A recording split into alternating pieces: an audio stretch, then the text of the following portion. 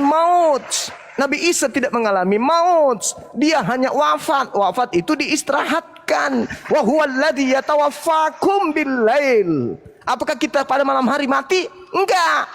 Kita diistirahatkan.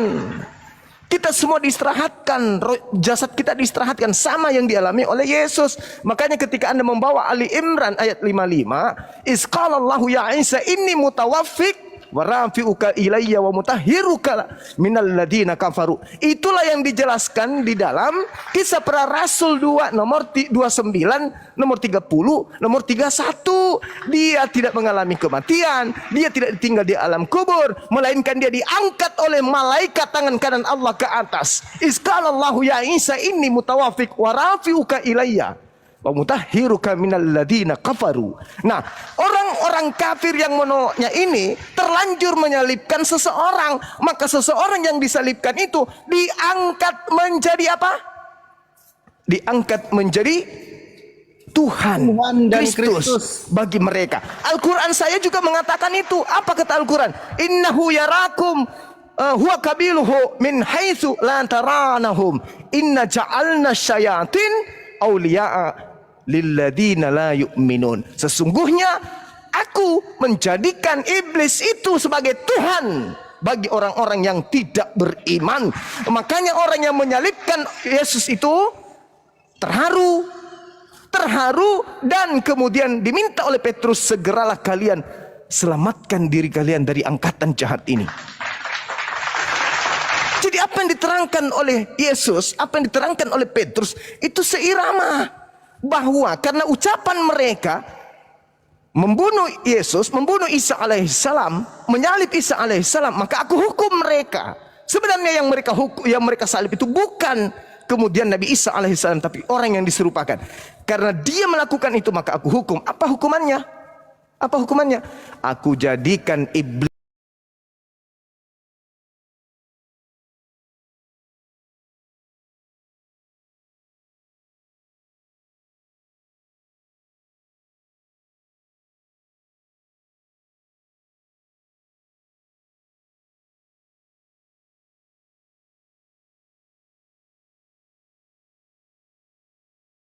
yang Sebentar, tadi ya. di sini saya bawa data. Artinya dari sejak kapan Bang Juma kata wafat dulu, itu merujuk sebentar kepada bobo? Saya potong Bang Rames Kata, mute dulu. kata wafat sejak kapan di dalam bahasa Arab itu Bang, merujuk pilihan kepada bobo, Bang Juma. Nih, ini Anda silakan baca, dibaca ya. coba Anda Dibesarkan. baca Al-Quran surah Al-An'am. Baca wafat atau maut. Wafat, maut, nggak ada kata bobo. Maut yang meninggoy. Data yang Anda bawa data yang dibawa ini dari AI, Bang. Jangan buat malu Kristen yang lain lah ya. Kalau bisa data yang primer. Tahu nggak data primer? Apa data primernya ya? Al-Quran, Bang. Satu aja tunjukkan dalam kata Al-Quran surah Al-An'am ayat 60. Wa huwallazi yatawaffakum bil-lail wa ya'lamu ma jarahtum bin-nahar. Jelas itu ayatnya. Dan dialah yang menidurkan kamu pada malam hari dan dia mengetahui apa yang kamu kerjakan. Apa Bang Juma? Al-An'am ayat 60. Al-An'am ayat yang 6. Lagian Al-Quran surah Maryam ayat 33 itu masa-masa Yesus masih bayi. Semoga disejahterakan atasku pada saat aku dilahirkan, pada saat aku diwafatkan. Di sini ya Bang Juma sebentar. Di sini saya di dalam surat yang Bang Juma bilang surat Al-Maidah. Al-An'am ayat 60. Al-An'am ayat 60. Oke. Yeah. Al-An'am. Bentar. Kita cross check dulu ya. Silakan. Iya Bang Suma, saya minta penjelasannya dulu tentang alasan Bang Suma kenapa sehingga kami disuruh bersyukur kepada tentara Romawi. Oke, saya jelaskan. Tentara Romawi terjadinya pembunuhan. Oke, saya Terus jelaskan. nanti tolong jelaskan saya di hadis Muslim ya, hadis Muslim 4936. Makasih. Apa itu? Hadis berapa?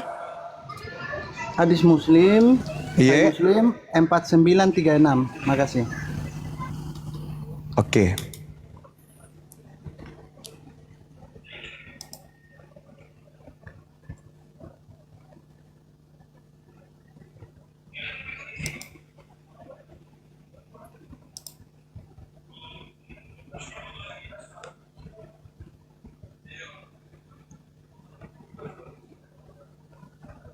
Ya, yang hadis Muslim 4936 itu yang demi zat yang jiwaku di tangannya, seandainya kalian tidak berbuat dosa sama sekali, niscaya Allah akan Ya. memusnahkan kalian. Yang itu.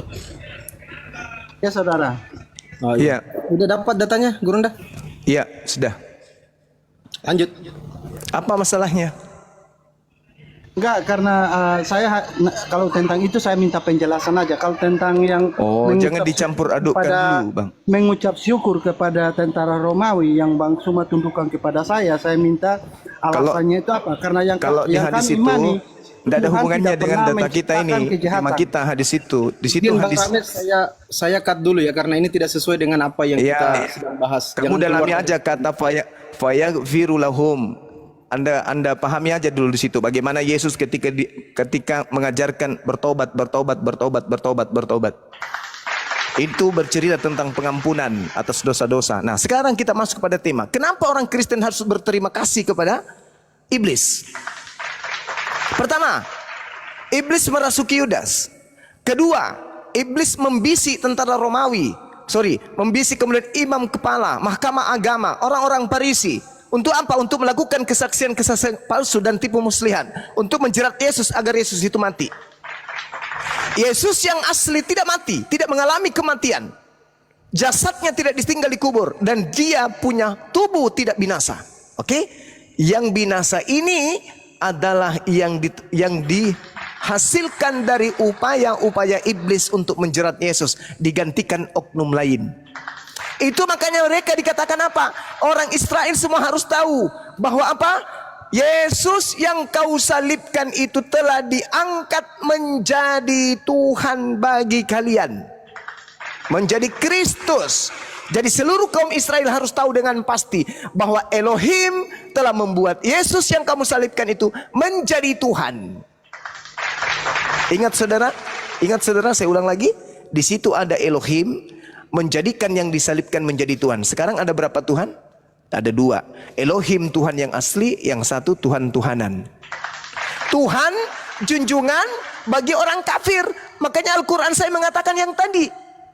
Inna ja'alna syayatin awliya'a lilladzina la yu'minun. Sesungguhnya aku telah menjadikan iblis sebagai Tuhan bagi orang-orang yang tidak beriman.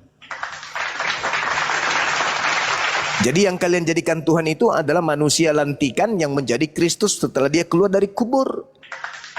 Makanya Yesus mengatakan dia akan menyesatkan banyak orang. Kalau Yesus pembohong, berarti tidak ada banyak orang yang sesat mengaku pengikut Kristus. Faktanya di dunia ini 2 miliar lebih orang.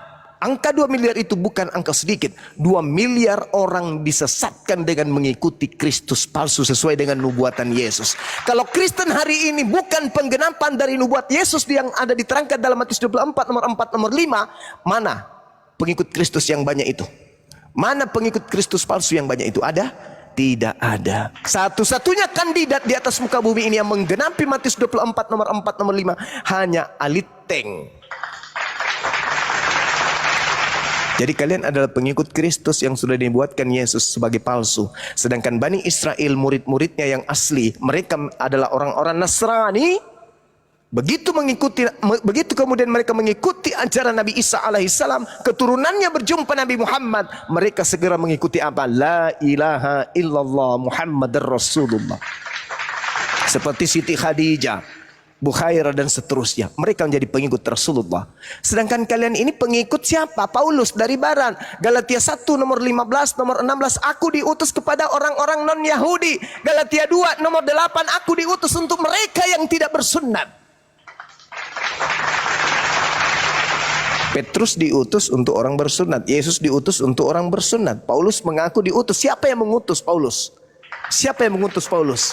Siapa yang mengutus Paulus? Dialah yang dia temui di dalam padang gurun dan di dalam penjara. Kristus palsu. Apakah relevan antara ajaran Kristus anak Maria dengan ajaran Paulus?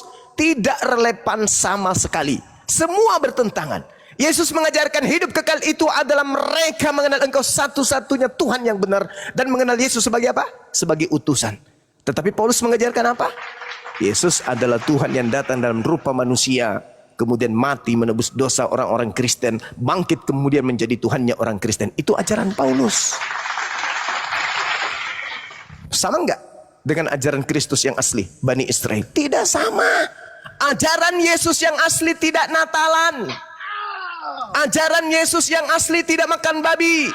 Ajaran Yesus yang asli tidak ibadah minggu. Ajaran Yesus yang asli bersunat.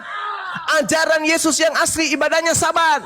Ajaran Yesus yang asli menyembah Tuhannya Abraham, Ishak dan Yakub. Ajaran Yesus yang asli kitabnya adalah Tanak. Sedangkan Kristen hari ini, semua yang diajarkan Yesus itu tidak mereka lakukan. Bahkan yang mereka lakukan adalah tradisi Romawi, tradisi Yunani, menghantarkan mereka sebagai penganut agama pagan yang membungkus diri mereka dengan ajaran Yesus dengan mengambil terjemahan-terjemahan kitabnya orang Yahudi. Begitu masuk ke Indonesia, si pagan membungkus diri mereka dengan ajaran Islam dan mereka nampak ke-Islam-Islaman. Dipanggillah Tuhannya dengan sebutan Allah, disebutlah kitabnya dengan sebutan Alkitab. Penampilan mereka ke-Islam-Islaman. Ini fakta real bagaimana iblis masuk ke ranah sampai kepada ranah anak cucu Adam dengan menampilkan hal-hal yang baik tapi semu palsu. Carikan saya Kristus palsu yang memiliki banyak pengikut. Carikan saya, temukan itu. Kalau bukan Kristen hari ini, tolong tunjukkan kepada saya Kristus yang punya banyak pengikut. Mana pengikutnya, apa nama kelompoknya, apa nama ibadahnya, siapa nama Tuhannya, dan apa yang mereka lakukan. Tunjukkan kepada saya, sekali aja. Kalau bukan Kristen, siapa kandidatnya? Kalau tidak ada, tinggalkan agama kalian. Kenapa? Karena Yesus ternyata pembohong, pendusta. Ternyata nggak ada Kristus palsu itu. Ternyata nggak ada pengikut Kristus palsu yang banyak itu. Karena tidak ada faktanya. Kecuali Anda ingin menerima dengan legowo bahwa apa yang disampaikan oleh Bang Suma itu adalah benar. Yesus menubuatkan datangnya Kristus palsu dan pengikutnya itu banyak. Dan satu-satunya kelompok di atas muka bumi ini, garis kiri, adalah Kristen yang menjadi pengikut Yesus palsu. Kalau bukan Kristen dan bukan yang mereka sembah itu palsu, tolong tunjukkan siapa pengikut Kristus palsu itu yang banyak itu mana. Saya rindu untuk melihat itu. Silakan. Gue jawab bang, gue jawab. Oke, ya. Yang pertama, kata Tuhan Yesus kan banyak orang, bukan terbanyak. Mari kita survei. Pengikut di dunia ini yang percaya Tuhan Yesus banyak orang atau terbanyak? Terbanyak percaya Tuhan Yesus. Percaya Tuhan Yesus. Clear. Ya, kita pahami pengikut Yesus di dunia ini terbanyak atau banyak orang. Kita bedakan Bang Zuma, narasi terbanyak itu artinya nomor 1. Banyak orang arti nomor 2. Ya, agama mana di dunia ini nomor 2? Silakan jawab. Yang kedua, tadi saya sudah katakan Zuma, dari Kejadian sampai Wahyu, buktikan iblis bisa membuat kesembuhan. Tidak pernah dan tidak ada. Ya, buktikan. Karena yang menyembuhkan mata Paulus siapa? Yesus. Makanya saya percaya. Loh, fakta. Buktikan. Tadi kan Zuma katakan banyak nabi-nabi atau mesias-mesias melakukan mukjizat. Oke, pertanyaan saya, ya, nabi-nabi itu kan perantara iblis, betul? Yes. Ya, perantara iblis. Ya, buktikan roh iblis mampu menyembuhkan orang. Dah, yang kedua, tidak ada dalam satu pun ayat di Alkitab yang mengatakan roh iblis mampu menyembuhkan orang. Tidak pernah. Ya, yang kedua. Yang ketiga, tadi Zuma mengatakan tentang pencobaan apa? Tuhan Yesus di apa? Lupa saya. Di padang gurun. Kenapa Yesus tidak mau dan tidak berhasil? Jawabannya gampang. Karena Yesus tidak percaya perkataan iblis. Kalau Zuma percaya perkataan iblis bahwa iblislah mempunyai kerajaan di dunia ini, berarti Bang Zuma sama seperti iblis. Kenapa Yesus tidak terpengaruh dan tidak ikut mereka? Karena Yesus tidak percaya. Karena yang punya kerajaan dunia bukan iblis. Iblis mah ngaku-ngaku. Makanya pencobaan itu gagal. 3, gue bantah semua. Yang keempat, gantian Bang Zuma, Bang panjang, gue baru 1 menit. Kan gue kan tugasnya membantah. Oke, udah 3 saya bantah. Yang keempat, kalau tadi perkataan Yesus tentang nabi-nabi palsu, nabi-nabi palsu, kita pahami. Ya, apa perkataan Yesus?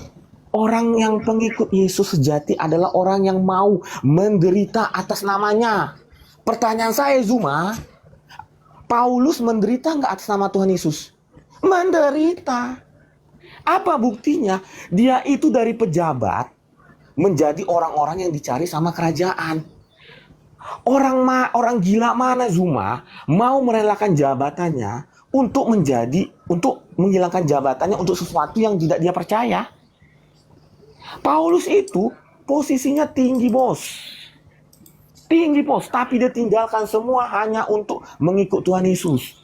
Makanya yang membedakan nabi palsu adalah satu, sesuai perkataan Tuhan Yesus, orang yang mau menderita atas namanya.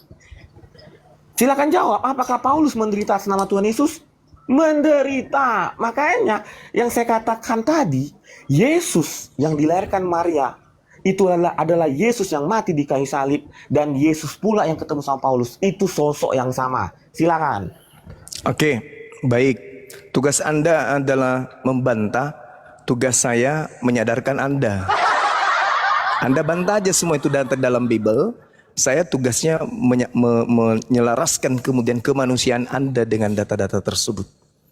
Yesus sendiri mengatakan, pada hari terakhir nanti banyak orang berseru kepadaku, bukankah kami telah mengusir setan? Bukankah kami telah bermukjizat? Yesus katakan apa? Enyahlah daripadaku, kalian semua adalah pembuat kejahatan. Jadi kalau Anda punya akal sehat, orang yang diusir dengan tuduhan pembuat kejahatan, itulah orang-orang yang melakukan mukjizat. Anda pengen cari mana dalam kitab Kejadian sampai kitab Wahyu ada setan bisa bermujizat menyembuhkan orang. Yesus menjawabnya. Kata Yesus, pada hari terakhir nanti banyak orang berseru kepadaku, Tuhan, Tuhan, Tuhan, bukankah kami mengusir setan dengan memakai namamu? Bukankah kami bermujizat memakai namamu? Apa kata Yesus? Kau semua pembuat kejahatan. Jadi kalau Anda bertanya kepada saya, mana orang jahat itu yang bisa mengusir setan? Mana orang jahat itu yang bisa bermujizat? Tuh, telan Matius yang menjelaskan itu. Sabar. Enggak, biar nggak banyak. Pertanyaan saya, siapa yang menyembuhkan mata Paulus? Itu Anda baca. Yang tadi yang saya terangkan, sabar. Anda terangkan tadi. Yang saya terangkan tadi apa? Orang yang bernubuat Kristus betul. palsu. Saudara, ini waktu saya. Ini waktu saya. Ini waktu saya. Kristus palsu melakukan banyak mujizat. Apa sih artinya menyembuhkan mata itu? Sini ke rumah saya. Kalau Anda sakit mata, tinggal aku ludahin sembuh.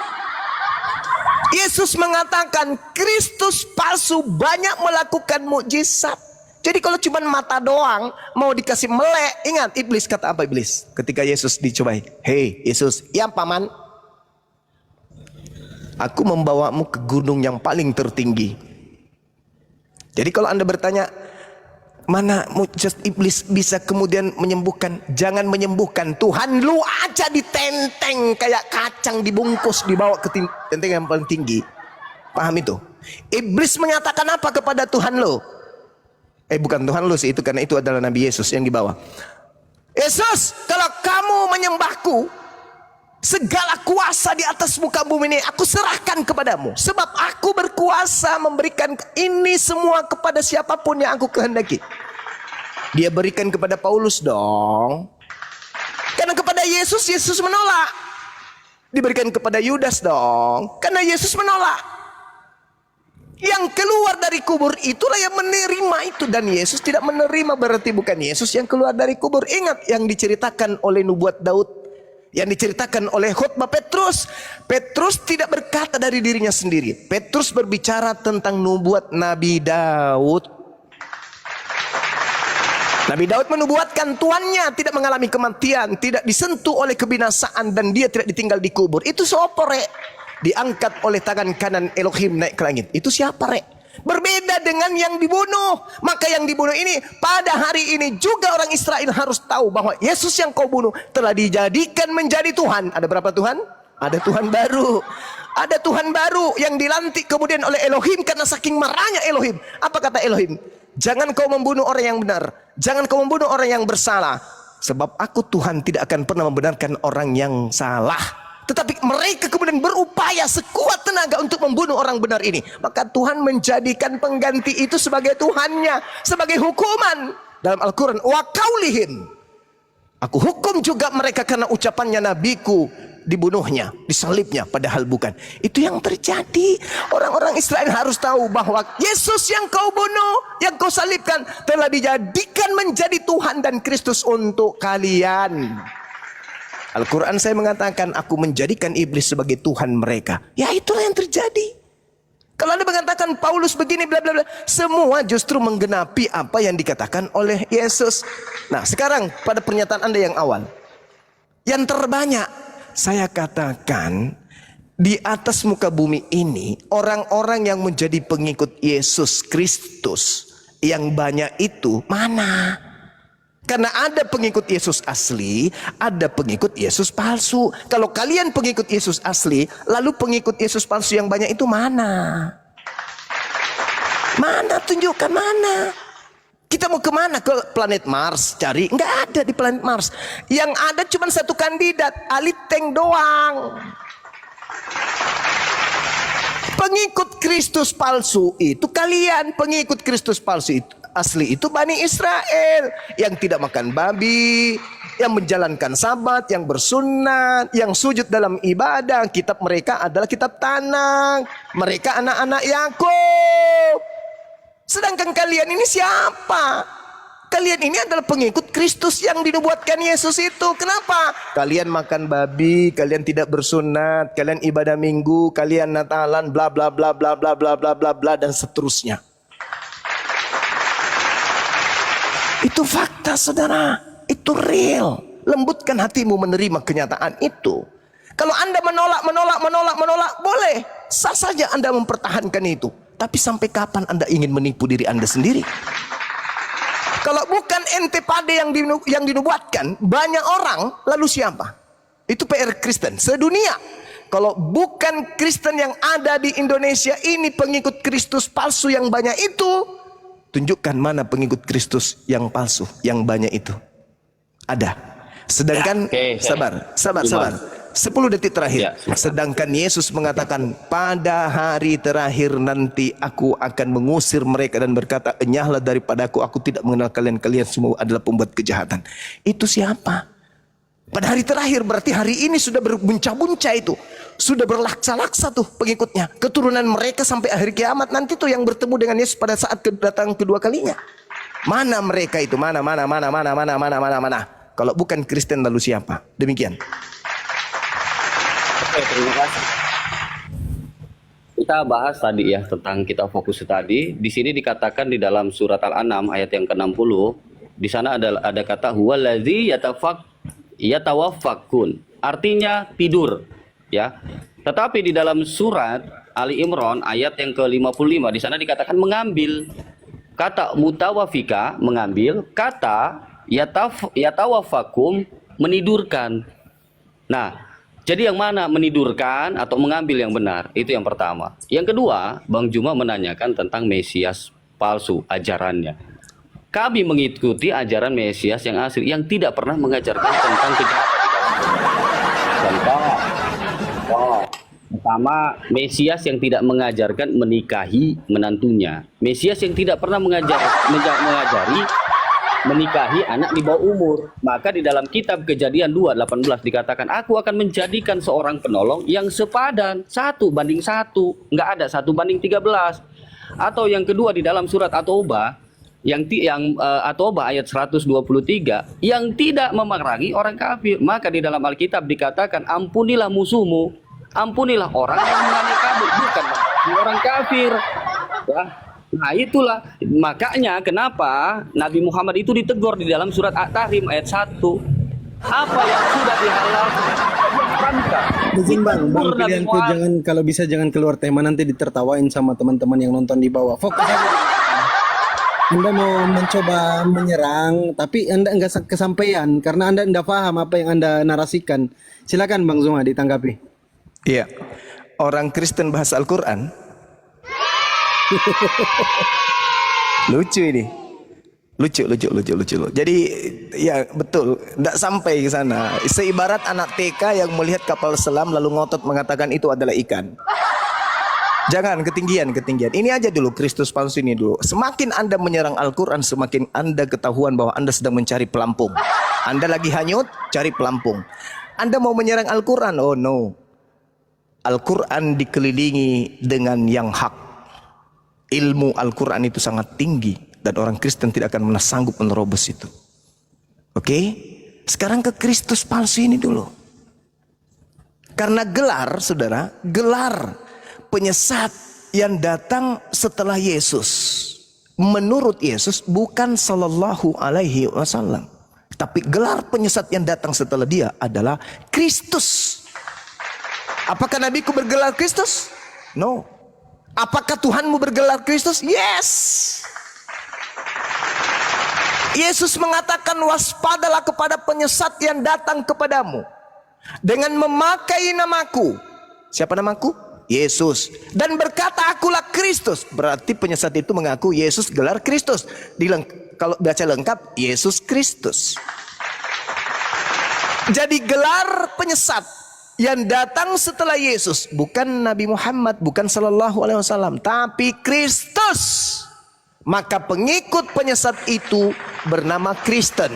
Karena Kristen adalah pengikut Kristus. Berarti siapa? Siapa penyesat itu? Kristus. Siapa pengikutnya? Kristen. Kita urut. Apa kata Yesus dalam Matius 24? Kita urut baik-baik. Kata Yesus di dalam Matius 24, di data kemudian nomor 15-nya, kata Yesusnya begini, apabila engkau melihat sang pembinasa keji duduk di mana? Duduk di atas tahta yang kudus, seperti yang dinubuatkan Nabi Daniel. Apa kata Nabi Daniel? Penyesat itu akan memutarbalikkan hukum Tuhan. Apakah itu terjadi? Terjadi. Paulus memutarbalikkan semua firman Tuhan yang datang kepada Bani Israel melalui Yesus. Jadi apabila kamu melihat pembinasa keji berdiri di depan kudus, kamu di situ siapa? Bani Israel. Yang hidup di mana? Hidup di Israel. Dengan siapa? Dengan Yesus. Kok jadinya ke abad Nabi Muhammad? Apabila kamu melihat pembinasa keji berdiri di atas tempat yang kudus. Apa tempat kudus itu? Gelar yang suci. Apa gelar suci itu? Rasul. Itu. Siapa yang dilihat kemudian duduk di tempat suci ini? Oleh murid-murid Yesus angkatan pertama, abad pertama. Nabi Muhammad atau Paulus? Paulus. Dia akan duduk di situ. Wah, seakan-akan orang suci dia. Seakan-akan dia adalah orang-orang utusan Tuhan. Utusan Sang Maha Tinggi. Padahal Yesus mengatakan dia adalah pembinasa keji. Kok lari mas? Berarti ada pembinasa keji yang bertopengkan gelar suci. Siapa itu? Pembinasa keji. Mengajak orang-orang menyembah kepada makhluk. Mengajak orang-orang mengutuk kepada Nabi Tuhan. Mengajak orang-orang menghilangkan hukum Tuhan lalu dia bikin hukum sendiri. Mengajak orang-orang untuk percaya bahwa hukum Tuhan itu adalah sampah. Dilarang makan babi. Makan babi. Dilarang supaya jangan mengotori hari Sabat, mengganti dengan hari Minggu. Jangan kau menambahi, jangan kau mengurangi, bikin buku sendiri 13 buku. Jangan kau racuni, jangan kau ganggu, kuduskanlah hari Sabatku. Diganti pula hari Sabat itu jadi Minggu. Tapi ngaku-ngaku pengikut Yesus. Yesus sendiri mengatakan, aku mengenal muridku, muridku mengenal aku, mereka mendengarkan suaraku dan mengikuti aku. Aku ke sinagoge, aku ke mikdaks, aku sujud di hadapan Elohim. Mereka malah sujud kepada patung Yesus. Aku ke sinagoge, mereka ke gereja. Aku menguruskan hari Sabat, mereka hari Minggu.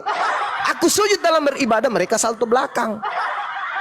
Aku tidak makan babi, mereka pesta dengan babi. Aku tidak minum khamar, mereka lahir dari kecil minum khamar. Ini yang dikatakan oleh Yesus, aku mengenal pengikutku.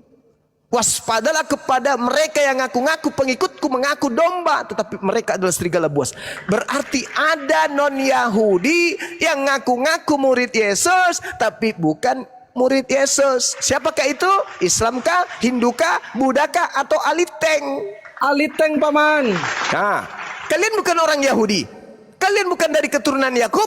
Kalian membawa kitabnya mereka, seakan-akan kalian itu pengikutnya. Kalian mengambil terjemahan kitabnya orang, kalian tempelkan di atas kitab kalian, supaya dianggap kalian itu adalah domba juga. Padahal Tuhan sudah menggariskan, aku memberikan hukumku kepada Yakub dan anak-anak Israel, dan aku tidak berikan kepada bangsa yang lain.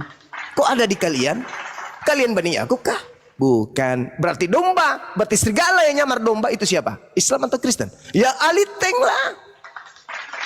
Waspadalah kepada serigala yang datang kepadamu nyamar domba. Dia adalah pembinasa keji itu. Nah, ini yang harus Anda sadari. Silakan. Gantian yuk.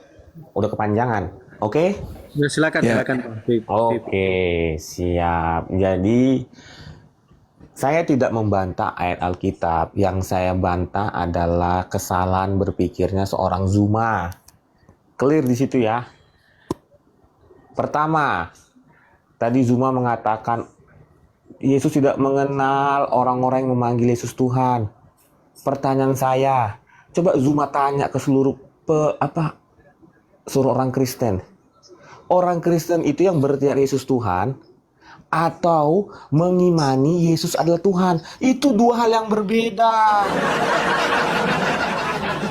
Kalau kata anak muda sekarang, jangan gombal. Apa yang di mulut sama yang apa di hati berbeda. Sesuai Yohanes 3 ayat 18, yang Tuhan Yesus butuhkan adalah iman, kepercayaan, bukan omong tok. Itu perbedaannya Bang Zuma. Ya, saya bantah lagi kesalahan berpikir Anda. Seluruh umat Kristen dan Katolik mengimani bahwa Yesus adalah Tuhan. Mereka bukan hanya berkata, tetapi mengimani. Pertanyaan saya, ada nggak di Alkitab tertulis orang yang mengimani Tuhan Yesus akan masuk neraka? Tidak ada. Sesuai Yohanes 3 ayat 18, orang yang mengimani Yesus anak tunggal Allah pasti masuk surga. Satu. Yang kedua, yang saya ingin bantah lagi kesalahan berpikirnya seorang Zuma. Ya. Bang Zuma tidak bisa membantah.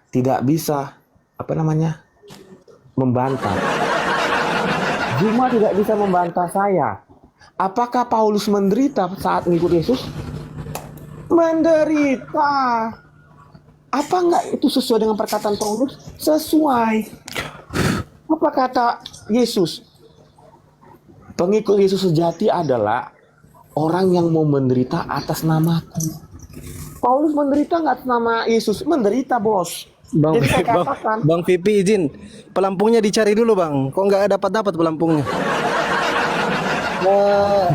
Apa yang diterangkan oleh Bang Zuma nggak ditanggapi semua, satu pun nggak menyentuh poin Bang Pipi. loh, tadi saya tanggapin.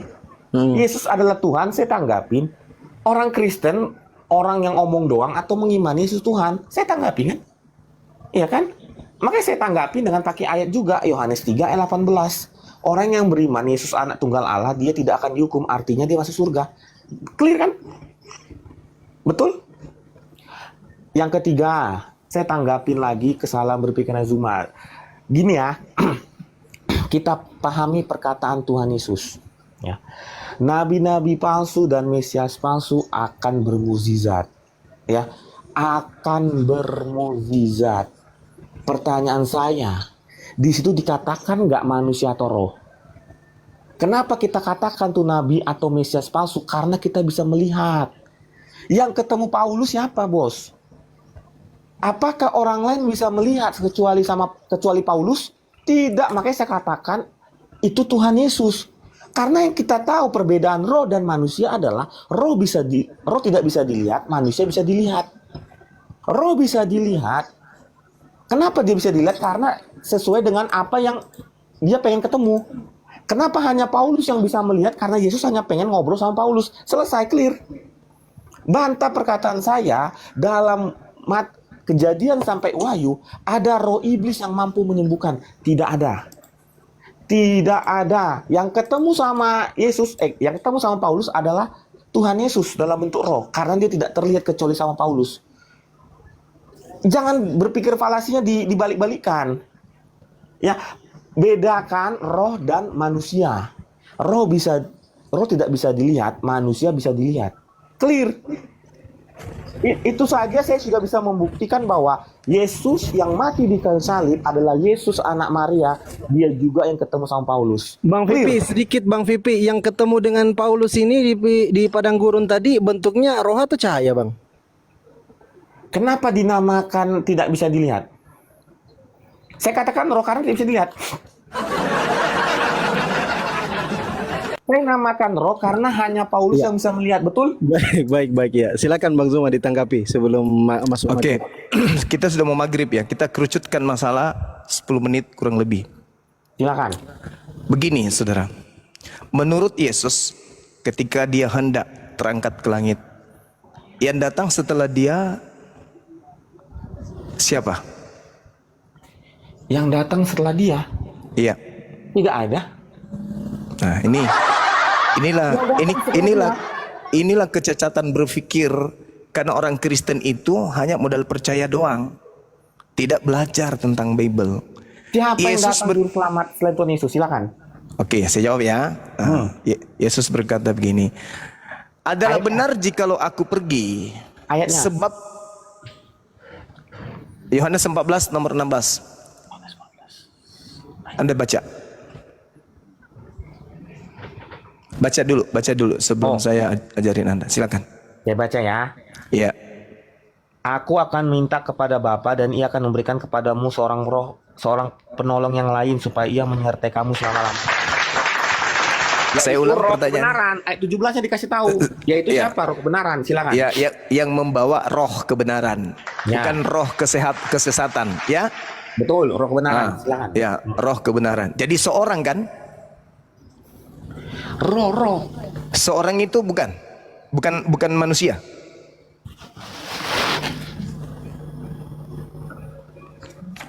Seorang itu bukan manusia. Seorang. Iya. Ya, seorang. Kan kita gini, seorang itu kan jumlahnya satu, betul? Saya ikut. Ya, jujur aja Bang Vipi, jujur. Ya. Lah gue jujur, kita Iya. adu mekanik. Seorang itu berpikir manusia logika. atau bukan? Seorang itu manusia atau tidak? Seorang itu dalam bentuk satu. Silakan. Nah, oke. Berarti satu orang kan? Seorang manusia kan? Dia yang datang setelah aku adalah seorang manusia. Naik Yesus ke langit. Yang datang kepada Paulus seorang atau apa?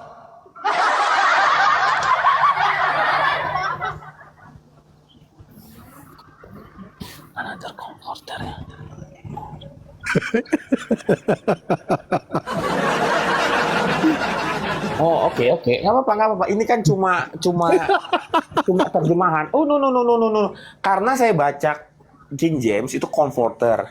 Saya lihat apa yang lain itu kan artinya kan itu cara orang memandang ayat itu. Silakan. Seorang ini manusia atau bukan? Itu dulu. Bukan. Hah? Bukan. Bukan seorang? Anda Bukan manusia? Iya, bukan. Yohanes 14 ayat 16 kan. Anda katakan apakah dia manusia atau tidak kan? Saya bilang tidak. Silakan. Jadi itu bukan seorang. Alasan Anda mengatakan itu bukan seorang apa? Dalam bahasa Inggris comforter. Yesus pakai bahasa Inggris rupanya. Ya, aku serius nanya. Jangan ketawa. Ya silakan. Ya, seorang itu manusia atau bukan? Itu dulu. Di situ bisa diartikan juga kepadamu penghibur yang lain. Silakan. Ya, penghibur yang lain ini seorang atau bukan? Roh. Roh. Iya, roh. Roh. Seorang itu bukan roh rupanya. Kalau kita, gue ulangin ya, kalau kita membaca Yohanes 14 ayat 16, ya saya buka dalam KJV King James itu comfort. Iya, Bukan saya ngerti. bukan Seorang kalau bukan dikatakan dengarkan saudara, kalau dikatakan seorang bukan berarti semayat atau satu mayat. Seorang itu artinya orang yang punya roh. Saya kasih bukti ya, saya kasih bukti. Bilangan 11 nomor 21. Coba dibuka Dinda. Dinda Fandi, kita kasih bukti. Siap, bilangan Bilangan 11 nomor 25. pakai sabda aja atau paralel? Terserah. Supaya teman kita ini bisa melihat dengan jelas. Bilangan Apa itu seorang? bilangan Roh kebenaran itu apa? 11:25. 11:25.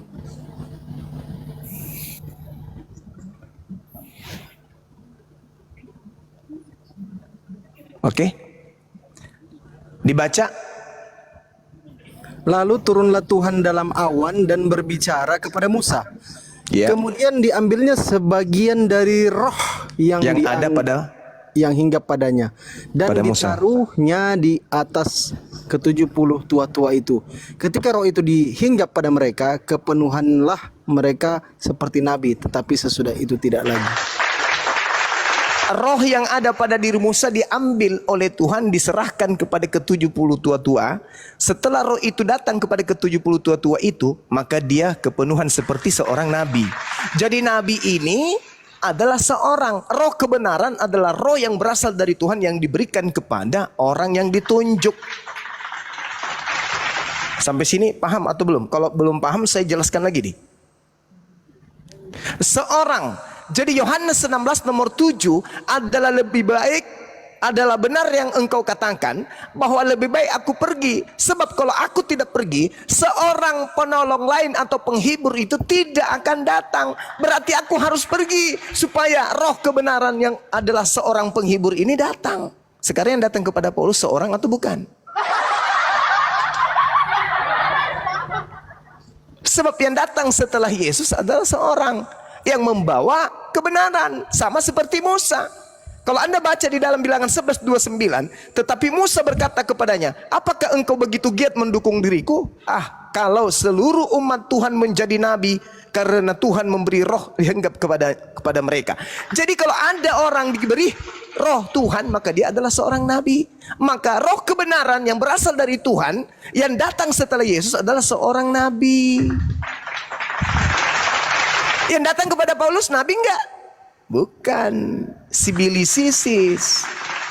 Jadi kesimpulannya, menurut Yesus yang datang setelah dia pergi adalah seorang manusia lain. Terima kasih saudaraku Bang Afida, barakallahu fiik. Nehemia 9 nomor 30. Coba Dinda Fan dibuka. Bacakan kepada saudara kita ini. Siap, laksanakan. Bentar aja, habis itu kita ini. Siap. Iya. Nehemia 9:30.